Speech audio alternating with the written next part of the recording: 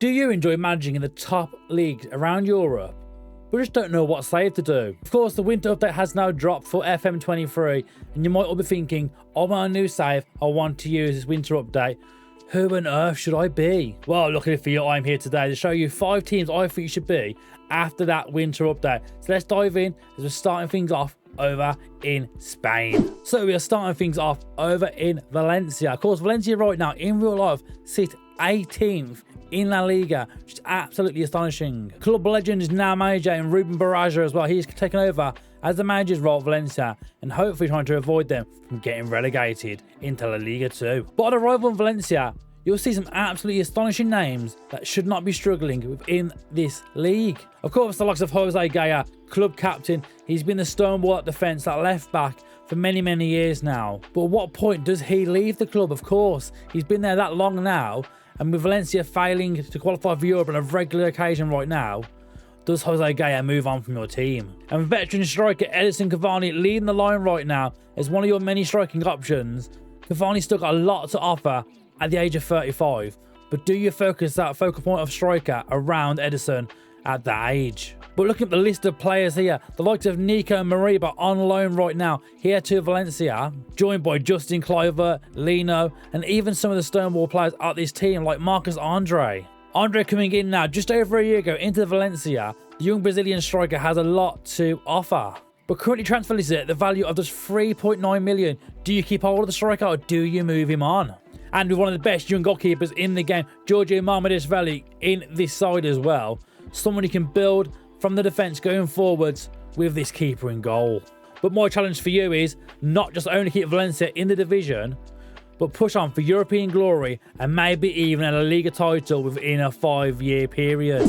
So that first one was quite exciting. Going to Valencia, now we're going over to Turkey as we're going to go and see Galatasaray. So you're probably thinking, why Galatasaray? Of course, they're probably one of the best, if not the best team within their division. But we're not going for the Turkish League title within this save. We're going for some European glory. Of course, now you can see on the club's history, they have previously won the UEFA Super Cup and the Europa League back in the year 2000. But only that one bit of European glory exists in their trophy cabinet right now. So my aim for you is to see if you can take them back to the top of European football. Of course, you can see in their most recent season, they finished 13th last season, so no European football in that first season. So that does mean you can focus on the league in that first season, build this team up and get them back into Europe, ready to fight for some European trophies in season number 2. But you're probably thinking then, why Galatasaray? Why have you picked this side for us to try over in Turkey and try and get some European glory? Well, the likes of Nicolo Zaniolo being there right now was probably a key factor for that one. I'm very much a fanboy of Zaniolo. The fact he's moved to Turkey at such an early age 22 years of age. Can you make him into a star player at this club and he leads you the line all the way to European glory? And the likes of Mauro Icardi being on loan from PSG for the season as well. A possible permanent move could be there as an option.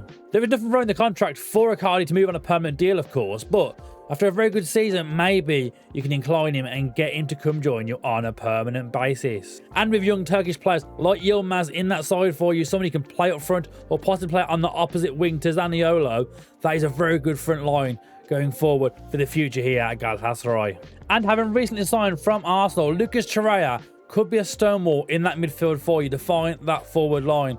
The high aggression can always be worrying, but anticipation of 17, a work rate of 16, an absolute workhorse in that midfield who can win them balls and get the ball forward into their attacking areas. A great midfielder to add to an already great side.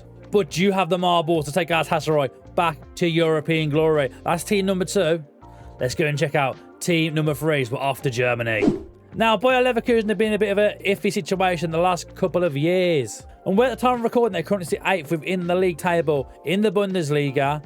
And having recently hired Xabi Alonso as the new manager of the club, I dare to dream but say, could you take Leverkusen to not only Bundesliga glory, but European glory in just 5 seasons? With the likes of Florian Wirtz in that midfield, anything could be possible. One of the best wonder kids in FM this year, age 19, he has it all. But you will be worried to see straight away he does start with a long-term injury. So season number 1, you might struggle without him. But Adam Hlozek, who's been a wonderkid for a couple of seasons now within Football Manager, looks absolutely incredible to start this game off with. And you can build that attacking midfield or possibly even work him into a striker role within your save. And not to mention England's own Hudson-Odoi is currently on loan from Chelsea in this opening season. Could you work your attacking play on those wings around him as an inside forward, cutting in from that left and right hand side? Of course, there is no option to buy him at the end of the season, but for one season only, he's not a bad midfielder to have on your side. And having the option of Tapsoba and Jonathan Tah starting as your centre-back pairing is not a bad option to have. Two absolutely beasts of centre-backs to have your team and build from the back going forward. And you could argue there's a lot of good players within this team already. A lot of first-teamers that could come in and really affect the way you play with Bayer Leverkusen.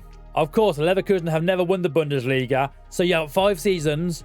Can you take them to Bundesliga glory? So with 2 saves remaining to try out, this one's going to link back to a video I posted a couple of weeks ago about a challenge over in Serie A, and it's with Juventus.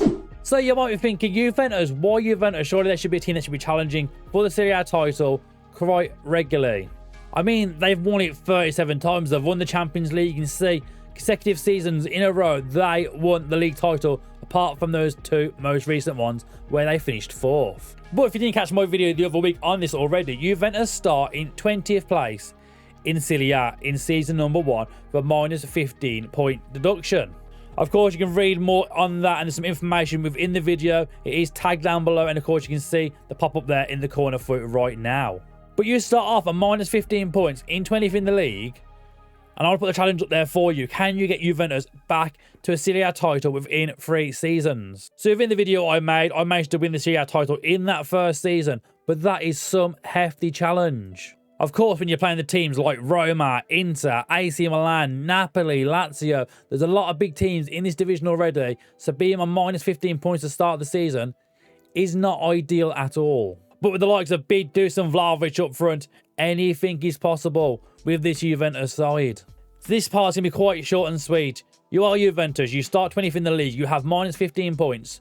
You have no financial backing, as you can see right down there, but can you turn this team around and get them back to European glory and winning that Scudetto? And this final one might seem a bit more of a fun one, a bit more of a relaxed one for the more relaxed player, and it's managing Chelsea. Because as you can see here, transfers in a whopping 486 million spent by Chelsea in the last few months. The likes of Enzo Fernandez for 103 million, Raheem Sterling 47 million, Fofana 70 million, Cucurella 56 million, Mudryk 60 million, and the list goes on. So it kind of feels like you have an endless hole of money and a team filled with some absolute wonder kids to start this save with his Chelsea. We've mentioned Mudryk already at age 21. He has a lot to offer. Great acceleration, some great pace, determination, a very decent work rate as well, good passing, 15 dribbling, a great young player to work within your side. And where you may have Raheem Sterling on the opposite flank already,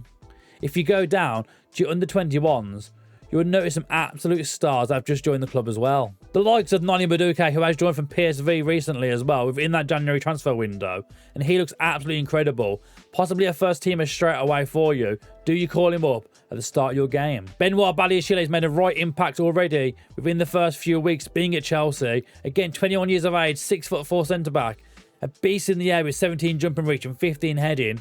Surely you get him in your first team. He's on 120 grand a week and he's sat in your under 21s. So when you combine all your under 21 talent you do have there already that we have seen, added to the mix with your senior squad you can see on screen right now, you have an amazing side here at Chelsea. And of course, the likes of João Felix, who's joined on loan for the rest of the season, where there may be no option to buy him and you're paying a hefty fee of 1.9 million a month. It does bear the option.